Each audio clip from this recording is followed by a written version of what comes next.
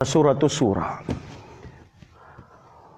Wa ma asabaka min musibatin fabima kasabat aydikum wa ya'fu an katsir. Sabi ni Ibni Abbas fi hadhihi al-ayah al-karimah, anna Allah yu'ajjilu uqubat lil mu'minin fi dunya, yu'ajjiluhu wala yu'akhidunahu biha ila yaumil qiyamah. Ano ang aya na sinabi ng Allah? Walang mga pagsubok na hinagpis na dumadaan sa inyo, maliban sa ito ay kagagawan ng inyong mga sarili, sa inyong mga kamay.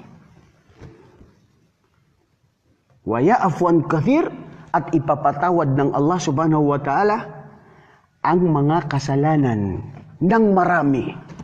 Ang punto rito, mga kapatid, sabi ni Ibni Abbas, ang Allah subhanahu wa ta'ala, pag nagkasala ang kanyang alipin, dito pa lang sa mundo, ang mga mananampalataya ay ipinapadarama sa kanila.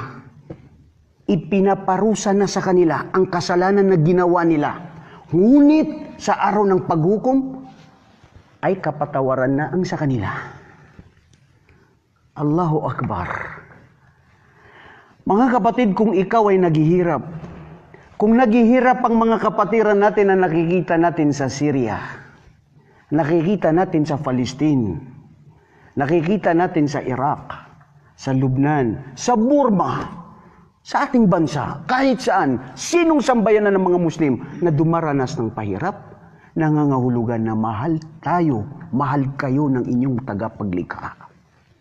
Ngunit may kondisyon, huwag kang mapabilang sa mga taong nagrereklamo.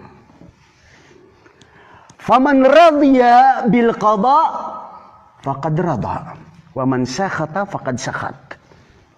Ang sino mang makontento o magpasalamat na hindi magreklamo sa anumang dumadaan sa kanya, sa Allah lang siya tumatawag, kinalugdan siya ng Allah subhanahu wa ta'ala.